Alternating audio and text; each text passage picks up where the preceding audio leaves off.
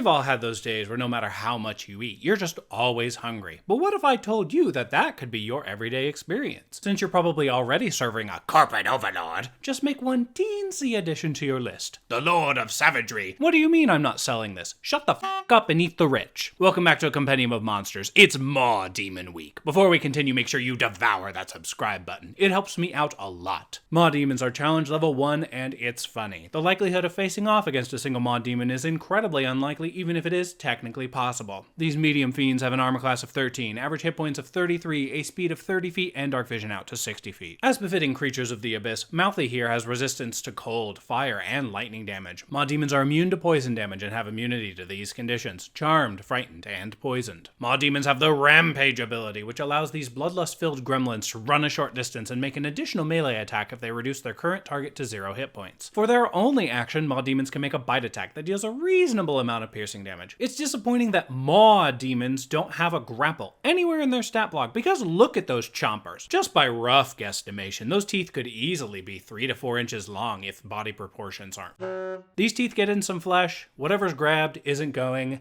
anywhere. Maw Demons have, quite possibly, my favorite description in the monster manual. Maw Demons are based off an entity known as Yinaghu, who is a 12-foot tall gnoll who eats and destroys everything in his path. Fortunately for the multiverse, Maw Demons only share in his hunger. Maw Demons typically follow gnoll warbands as the mass of horrifying creatures ventures from place to place, consuming their enemies and behaving in ways that should put fear into the hearts of any reasonable mortals. But here's where the description gets juicy, so to speak. After a Maw Demon rests for 8 hours, anything devoured by it is transported directly into the Lord of Savagery's gullet.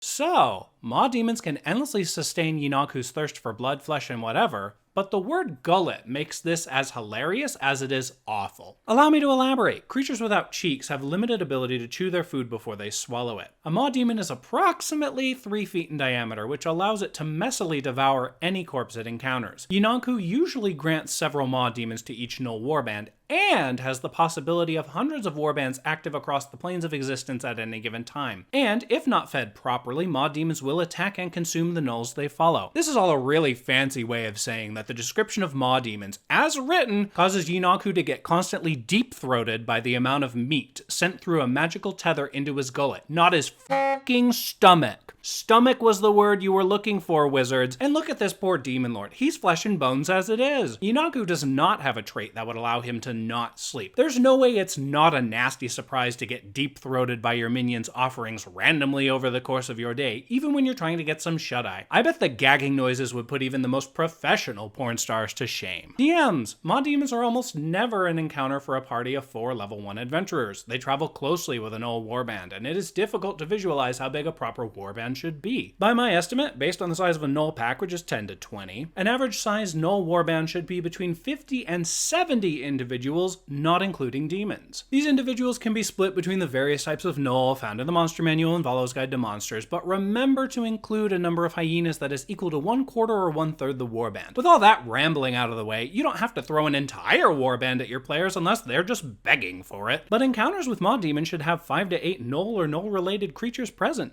Maw Demons aren't particularly smart, but they will charge the closest player character and try to kill them before moving on. Demons don't fear death outside the Abyss. A Maw Demon's death is inconsequential so long as it inflicts even a minimal amount of damage before it's defeated. Layers! If you see Maw Demons, it's probably better if you go in the other direction. Gnoll warbands are no joke and can easily get up into the challenge level 20+ range in terms of total encounter strength. That and the action economy will heavily favor the warband if you're unlucky enough to attract an excessive amount of attention. Remember that demons, devils, and a variety of extraplanar fiends can't be killed outside of their home plane. Maw Demons can afford to attack you with little regard to their own well-being. If you must deal with a warband, try to pick off scouting parties and weaken the overall force before you make your attack. Area damage spells like Fireball might not work very well on Maw Demons, but gnolls and their hyena pets generally don't have access to fire resistance. Anyways, what do you all think of Maw Demons? Do you have any sympathy for Yinaghu's plight, or did he bring it on himself? Let me know in the comments below.